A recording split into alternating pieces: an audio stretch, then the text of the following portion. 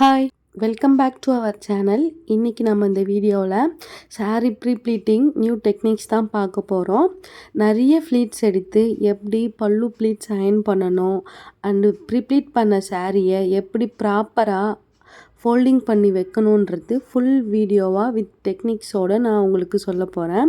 வீடியோவை ஸ்கிப் பண்ணாமல் ஃபுல்லாக எண்டு வரைக்கும் பாருங்கள். அப்போ தான் உங்களுக்கு ஃபோல்டிங் எப்படி ப்ராப்பராக பண்ணுறதுன்னு உங்களுக்கு தெளிவாக தெரியும். இப்போ தான் ஃபஸ்ட் டைம் நம்மளோட சேனலை பார்க்குறீங்கன்னா மறக்காமல் சப்ஸ்கிரைப் பண்ணி வச்சுக்கோங்க. வாங்க வீடியோக்குள்ளே போகலாம். நான் இன்றைக்கி ப்ளீட் பண்ணுறதுக்கு என்னோடய அப்கமிங் ப்ரைடோட சாரியை தான் எடுத்திருக்கேன். இது original Kanchipuram silk sari. First சாரியை ஃபுல்லுமே பிரித்து நீங்கள் டேபிளில் வச்சுக்கோங்க. நான் இப்போ எப்படி ஃப்ளீட்ஸ் எடுக்க போகிறேன்னா, லாஸ்ட்டு ஃப்ளீட்டை வந்து ஃபஸ்ட்லேருந்து எடுக்க போகிறேன். எப்படின்னா, நம்ம கையால் ஃப்ளீட்ஸ் எடுக்கும்போது லாஸ்ட்டாக திரும்பி வரும் பார்த்திங்களா, அந்த ஃப்ளீட்ஸை நான் ஃபஸ்ட்டு எடுக்க போகிறேன். நான் எப்படி திருப்பி மடித்து வச்சுருக்கணும் அதே போல் ஒரு ஃபோல்டிங் பண்ணிவிட்டு மற்ற ஃப்ளீட்ஸ் எல்லாமே உங்கள் கையால் நீங்கள் இந்த 3 ஃபிங்கருக்குள்ளவே வரா மாதிரி நீங்கள் இந்த மாதிரி ஃப்ளீட்ஸ் எடுத்திங்கன்னா உங்களுக்கு 10 to 12 ஃப்ளீட்ஸ் வரைக்குமே உங்களால் எடுக்க முடியும். நீங்கள் நார்மலாக கை வச்சு எடுத்திங்கன்னா உங்களுக்கு மேக்ஸிமம் 7 or 6 ஃப்ளீட்ஸ் தான் எடுக்க முடியும். இப்படி நீங்கள் ட்ரை பண்ணி பாருங்கள், நிறைய ஃப்ளீட்ஸ் கிடைக்கும். உங்கள் பாடிக்கு சைஸுக்கு ஏற்ற மாதிரி நீங்கள் எடுத்துக்கோங்க. பாருங்கள், இது ஃபஸ்ட்டு ஃப்ளீட்ஸ். இப்போ அழகாக நம்மளுக்கு அந்த பார்டரில் பாதி அளவு தான் நமக்கு கிடச்சிருக்கு. நான் இப்போ அதை பின் பண்ணி செக்யூர் பண்ணிட்டேன். இப்போது ஃப்ளீட்ஸை நான் ஈவனாக அரேஞ்ச் பண்ண போகிறேன். கிளிப் பண்ணிவிட்டு நீங்கள் இப்போ ஃபஸ்ட்டு நம்ம வந்து எப்படி எடுக்கணும்னா, நம்மளோட கையை வச்சே கரெக்டாக நம்ம ஃபிங்கர் கேப் இருக்கிற அளவுக்கு நம்மளுக்கு ஸ்பேஸ் இருந்தாலே போதும். ஏன்னா நம்ம நிறைய ஃப்ளீட்ஸ் எடுத்துருக்கோம். ஸோ நம்ம இந்த மாதிரி வச்சு அரேஞ்ச் பண்ணும்போது நமக்கு நீட்டாக ஃப்ளீட்ஸ் வந்து எல்லாமே ஒரே ஈவனாக இருக்கும். நீங்கள் பேக் சைடில் திருப்பி பார்த்தாலுமே ஃப்ரண்ட்டில் எப்படி ஈவனாக இருக்கோ அதே போல் உள்ளே இருக்க ஃப்ளீட்ஸுமே நீட்டாக அரேஞ்ச்டாக இருக்கும். நீங்கள் இது போல் ட்ரை பண்ணி பாருங்கள். இப்படி ட்ரை பண்ணிங்கன்னா உங்களுக்கு பர்ஃபெக்டாக ஃப்ளீட்ஸ் எதுவுமே வெளியில் அன்ஈவனாக தெரியாமல் பர்ஃபெக்டாக இருக்கும். ட்ரை பண்ணி பாருங்கள். இது போல் நீங்கள் எடுத்துகிட்டு உங்கள் கையாலேயே நீங்கள் அரேஞ்ச் பண்ணிவிட்டு பின் வச்சு செக்யூர் பண்ணிவிடுங்க. நான் இப்போ மீதி இருக்கிற எல்லா ஃப்ளீட்ஸுமே இதே போல் நான் அரேஞ்ச் பண்ணி பின் வச்சு செக்யூர் பண்ணிட்டேன். பாருங்கள் எவ்வளோ நீட்டாக நான் அரேஞ்ச் பண்ணியிருக்கேன்னு. இதே போல் நீங்கள் அரேஞ்ச் பண்ணி எடுத்துக்கோங்க. எடுத்துகிட்டு அழகாக அயர்ன் பண்ணி எடுத்துக்கலாம். வாங்க எப்படி நம்ம இப்போ அயர்ன் பண்ணுறதுன்னு பார்க்கலாம். நீங்கள் அதே போல் கிளிப் வச்சு செக்யூர் பண்ணிவிட்டு நீங்கள் அயர்ன் பண்ண ஆரம்பிங்க. கிளிப் இல்லாட்டி என்ன பண்ணுறதுன்னா, நீங்கள் டைட்டாக ஃப்ரண்ட்டில் கை வச்சு இழுத்து பிடிக்கிற மாதிரி இருக்கும். நீங்கள் இது போல் கிளிப் யூஸ் பண்ணிங்கன்னா உங்களுக்கு ஈஸியாக இருக்கும். எல்லா ஃப்ளீட்ஸுமே இதே போல் அழகாக உங்களோட லென்த்துக்கு ஏற்ற மாதிரி நீங்கள் ஃப்ளீட்ஸ் அரேஞ்ச் பண்ணிவிட்டு அயர்ன் பண்ணி எடுத்திங்கன்னா ப்ராப்பராக உங்களுக்கு அழகான ஃப்ளீட்ஸ் கிடைக்கும். பாருங்கள் ஃப்ளீட்ஸ் எவ்வளோ பியூட்டிஃபுல்லாக நமக்கு வந்திருக்குன்னு. இதே மாதிரி சேம் டெக்னிக் நீங்கள் ட்ரை பண்ணி பாருங்கள். உங்களுக்கும் கண்டிப்பாக இதே மாதிரி வரும். எல்லா ஃப்ளீட்ஸுமே ஒரே ஈவனாக இருக்குது பாருங்கள். இதை பின் வச்சு கூட செக்யூர் பண்ண தேவையில்ல, அப்படியே விட்டாலுமே அது அதே டெக்ஸ்சரில் இருக்கும். வாங்க நம்ம இப்போது செஸ்ட் ஃப்ளீட் அரேஞ்ச் பண்ணிக்கலாம். நம்மளோட பாடி சைஸ் எந்த மாதிரி இருக்குன்றதுக்கு ஏற்ற மாதிரி ஸ்பேஸ் விட்டு நான் வந்து ஆஃப் இன்ச்சு நான் கேப் விட்டு நான் அரேஞ்ச் பண்ணுறேன். ஏன்னா நான் ஃப்ளீட்ஸுமே 12 ஃப்ளீட்ஸ் வச்சுருக்கேன். ஸோ அதனால் என்னோடய ப்ரைடோட பாடி சைஸ்க்கு ஏற்ற மாதிரி நான் ஃப்ளீட்ஸு கேப் அரேஞ்ச் பண்ணி நான் ஒன்று ஒன்றா நான் அரேஞ்ச் பண்ணிவிட்டு நான் செட் பண்ணிக்கிறேன். இதே போல் ஒரு ஃப்ளீட்ஸுமே உங்கள் கையாலேயே ப்ரெஸ் பண்ணி விட்டு நீங்கள் எடுத்து விடுங்க. எடுத்துகிட்டு நீங்கள் ப்ராப்பராக இந்த மாதிரி பண்ணிவிட்டு நீங்கள் அயர்ன் பண்ணும்போது தான் அது வந்து ஈவனாக தெரியும். நீங்கள் வந்து லைட்டாக அரேஞ்ச் பண்ணிவிட்டு உடனே அயர்ன் பாக்ஸ் வச்சு அயர்ன் பண்ணிடாதீங்க.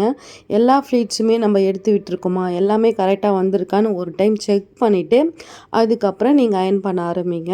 அப்படி அயர்ன் பண்ணிங்கன்னா தான் உங்களுக்கு பர்ஃபெக்டாக இருக்கும். நீங்கள் நார்மல் அயர்ன் பாக்ஸ் வச்சு யூஸ் பண்ணுறீங்கன்னா நீங்கள் ஹீட் வந்து ஓவராக வச்சு பட்டு சாரீலாம் வச்சு அயர்ன் பண்ணிடாதீங்க. அந்த ஜரியில் பட்டுச்சுன்னா கொஞ்சம் டேமேஜ் ஆகவும் வாய்ப்பு இருக்குது. ஸோ கேர்ஃபுல்லாக நீங்கள் அயர்ன் பண்ணுங்கள். பாருங்கள் இந்த ஃப்ளீட்ஸ் எந்த அளவுக்கு பர்ஃபெக்டாக வந்திருக்குன்னு. ஃப்ளீட்ஸுமே குட்டி குட்டியாக அண்ட் பார்டருமே பெரிய பார்டர். இது நான் அந்த பார்டரை நான் 2ஆக போட்டிருக்கேன். ஸோ ஃப்ளீட்ஸுமே அழகாகவும் இருக்குது, பார்டருமே பெருசாக இல்லாமல் பர்ஃபெக்டாக ப்ரைடோட பாடி சைஸ்க்கு ஏற்ற மாதிரி நான் அயர்ன் பண்ணி எடுத்துக்கிட்டேன். நீங்களும் இதே போல் ட்ரை பண்ணி பாருங்கள். லார்ஜ் சைஸாக இருந்தாலுமே இந்த மாதிரி ஃப்ளீட்ஸ் எடுத்து நீங்கள் அயர்ன் பண்ணும்போது உங்களுக்கு உங்கள் பாடி ஸ்லிம்மாக தெரியும். ட்ரை பண்ணி பாருங்கள். இப்போது நாம் சென்டர் ஃப்ளீட் எடுத்துக்கலாம். அதுக்கான மெஷர்மெண்ட் நல்லா தெளிவாக பார்த்துக்கோங்க. ஸ்கிப் பண்ணாமல் பாருங்கள். அப்போ தான் உங்களுக்கு புரியும் நான் எந்த மாதிரி எடுக்கிறேன், என்ன அளவு எடுக்கிறேன்றதை நீங்கள் பாருங்கள். ஃப்ளீட்ஸ் வந்து நீங்கள் பாடி சைஸ் பெருசாக இருக்கீங்கன்னா நீங்கள் பெருசாக எடுத்தீங்கன்னா 4 ஃப்ளீட்ஸ் அந்த மாதிரி தான் கிடைக்கும். நீங்கள் ஒல்லியாக இருக்கீங்கன்னா நீங்கள் அதுக்குன்னு ரொம்ப குட்டி குட்டியாக நிறையவும் எடுத்துட்டிங்கனாலே உங்களுக்கு ரொம்ப ஸ்டொமக் வந்து பஃபியாக தெரிகிற மாதிரி இருக்கும். அதுவே உங்களுக்கு குண்டாக இருக்கிற மாதிரி காட்டும். ஸோ அதனால் நீங்கள் குண்டாக இருக்கிறீங்கன்னா நீங்கள் சின்னதாக எடுங்க.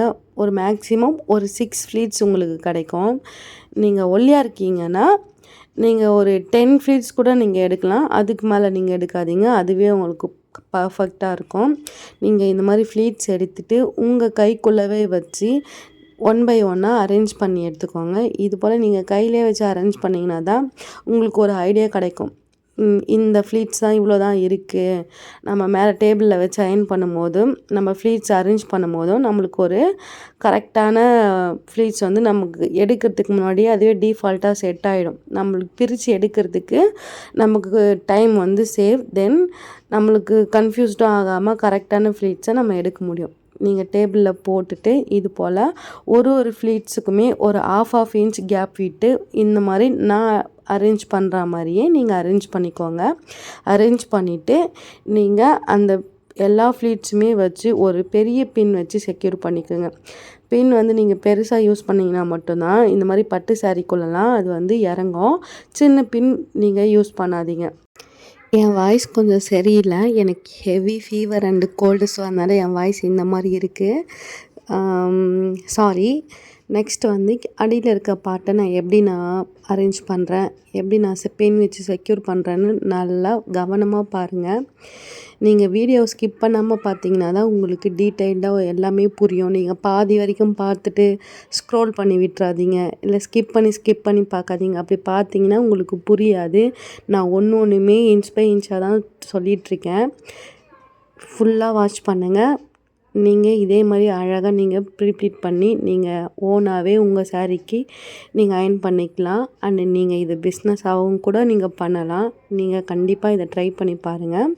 நான் சென்டர் ஃப்ளீட் அயர்ன் பண்ணிட்டேன். இப்போது இதுதான் மெயின். நீங்கள் சாரீலாம் கூட நீங்கள் அயர்ன் பண்ணிடுவீங்க. பட் ஆனால் எப்படி அதை நம்ம ஃபோல்டிங் பண்ணுறதுன்றது உங்களுக்கு பெரிய டாஸ்க்காக இருக்கும். நீங்கள் கவனமாக பாருங்கள். நான் சாரியை அப்படியே திருப்பி போட்டுக்கிட்டேன். திருப்பி போட்டுட்டு நம்ம செஸ்ட் ஃப்ளீட் அயர்ன் பண்ணோம் பார்த்தீங்களா, அது வந்து அவுட் சைடில் வர மாதிரி தான் இருக்கும். அதை அப்படியே எடுத்து நீங்கள் வெளியே விட்டுருங்க. ஒரு சைடில் ஒரு பக்கமாக விட்டுருங்க. அடுத்த சைடில் வந்து நம்மளோட உள்ள சொருகுவோம் பார்த்தீங்களா, ஃபஸ்ட்டு அதை நீங்கள் அழகாக 2ஆக மடித்து நம்ம ஃபோல்டிங் எந்த அளவுக்கு மடிக்க போகிறோமோ அதுக்கேற்ற மாதிரி அந்த ஃபஸ்ட்டு ப்ளீட்டை வச்சுட்டு அடியில் இருக்க பேலன்ஸை நீங்கள் 2ஆக மடித்து நீங்கள் 2ஆகவும் மடிக்கலாம், இல்லை 3ஆகவும் மடிக்கலாம். நீங்கள் எந்த அளவுக்கு பாக்ஸ் பண்ண போகிறீங்க, நீங்கள் பாக்ஸில் வைக்க போகிறீங்களா, இல்லை கவரில் பண்ண போகிறீங்களா, இல்லை நீங்கள் அப்படியே மடித்து வச்சுக்க போகிறீங்களான்றது உங்களோட ஐடியா. நான் இதை வந்து ப்ரைடோட சாரின்றதுனால நான் அந்த பேக் பண்ண போகிறேன். ஸோ அதனால் நான் 2ஆக மடிச்சுக்கிறேன். மடிச்சுட்டு இப்போது நம்ம ஃபஸ்ட்டு எடுத்துக்கிட்டோம் பார்த்தீங்களா, ஃபஸ்ட்டு நம்மளோட செஸ்ட் ஃப்ளீட் அதை மேலே கொண்டு வாங்க. மேலே கொண்டு வந்துட்டு நம்ம மடித்து வச்சுருக்கோம் பார்த்தீங்களா, அந்த லென்த்துக்கு ஏற்ற மாதிரி தான் அந்த நம்ம பாக்ஸ் ஃபோல்டிங் வரப்போகுது. ஸோ நம்ம ஷோல்டரில் பின் பண்ணுவோம் பார்த்தீங்களா, அதில் இருந்து அந்த சாரீ மடித்து விட்டுருக்க இடம் வரைக்கும் ஒரு மார்க் பண்ணிக்கோங்க. அதுதான் நம்ம மேலே மடித்து ஃபோல்ட் பண்ணும்போது ஃபஸ்ட்டு வியூவில் அதான் வரப்போகுது. ஸோ அந்த இடத்துல ஒரு பின் வச்சு ஒரு ஐடியாக்காண்டி நம்ம அதை பின் பண்ணி வச்சுப்போம். வச்சுட்டு அந்த பார்ட் வரைக்கும் நீங்கள் கீழே டவுனில் இழுத்து விட்டுருங்க. இழுத்து விட்டுட்டு கரெக்டாக அந்த பின் இருக்கிற வரைக்கும் அந்த சாரியோட எட்ஜில் இருக்கணும். ஸோ அது வரைக்கும் விட்டுட்டு மீதி இருக்கிற எக்ஸ்ட்ராவை நம்ம 2ஆக ஃபோல்ட் பண்ணி அந்த நம்ம கரெக்டாக மடித்து விட்டுருக்கோம் பார்த்தீங்களா, அந்த கட்டமாக இருக்குது பார்த்தீங்களா, அதுக்குள்ளவே இருக்கிற மாதிரி அந்த பெண்டிங் இருக்க சாரீ எல்லாமே மடித்து நம்ம அதுக்குள்ளே வச்சிடணும். எக்ஸ்ட்ரா வந்து வெளியில் இருக்கிற மாதிரி இருக்கக்கூடாது. அப்படி எக்ஸ்ட்ரா இருந்துச்சுன்னா நம்ம ஃபோல்ட் பண்ணால் வெளியில் வரும், அசிங்கமாக தெரியும். அந்த ஃபோல்டிங் வந்து ப்ராப்பரான ஃபோல்டிங்காக இருக்காது. இந்த லாஸ்ட் எட்ஜில் ஒரு 2 மடிப்பும் அதே சேம் இந்த சைடில் எப்படி மடித்தோமோ அதே போல் நம்மளோட ரைட் ஹேண்ட் சைட்லேயும் அந்த பார்டர் வரைக்கும் ஒரு மடிப்பு, அதை தாண்டி இன்னொரு மடிப்பு. இந்த மடிச்சிட்டோம்னாலே கம்ப்ளீட் ஆகிடும். இப்போ வந்து கீழே நம்ம மார்க் பண்ணி பின் வச்சு கீழே விட்டுருக்கோம் பார்த்தீங்களா, அதை நம்ம எடுத்துகிட்டு வந்து மேலே வச்சு கவர் பண்ண போகிறோம். பாருங்கள், உங்களுக்கு புரிகிற மாதிரி நான் ஃப்ரண்ட்லேயே வச்சுட்டேன். இப்போ நான் எப்படி அதை எடுக்கிறேன்னா, இதே மாதிரி எடுத்துகிட்டு உல்ட்டாவாக நீங்கள் பண்ணிட்டீங்கன்னா நல்லா நீங்கள் கவனித்து பாருங்கள். செகண்ட் டைம் கூட நீங்கள் கொஞ்சம் ஸ்கிப் பண்ணி வச்சு பாருங்கள் நான் எப்படி அதை எடுத்தேன்னு. இந்த மாதிரி எடுத்துட்டிங்கன்னா அவ்வளோதான் கம்ப்ளீட். மீதி இருக்கிற எக்ஸ்ட்ரா இருக்கிற இந்த பல்லுவை அழகாக நீங்கள் மடித்து சுற்றியும் விட்டுக்கலாம், இல்லை மடித்து சாரீக்கு அடியிலையும் வச்சுக்கலாம். அவ்வளோதாங்க, சிம்பிள். நீங்கள் ஒன் டைம் நீங்கள் ப்ராப்பராக இதை பார்த்துட்டு நீங்கள் ஒரு டைம் ட்ரை பண்ணி பாருங்கள், கண்டிப்பாக வரும். நம்மக்கிட்ட ப்ரீ ப்ளீட்டிங் சர்வீஸும் அவைலபிள் இருக்குது. மொபைல் நம்பர் டேக் பண்ணுறேன், வேணுன்றவங்க சேட் பண்ணுங்கள். நம்மளோட லொக்கேஷன் செங்கல்பட்டு. இந்த வீடியோ உங்களுக்கு யூஸ்ஃபுல்லாக இருந்துச்சுன்னா லைக் பண்ணிக்கோங்க அண்ட் மறக்காமல் உங்கள் ஃப்ரெண்ட்ஸ் அண்ட் ஃபேமிலிக்கு ஷேர் பண்ணி விடுங்க. தேங்க்ஸ் ஃபார் வாட்சிங்.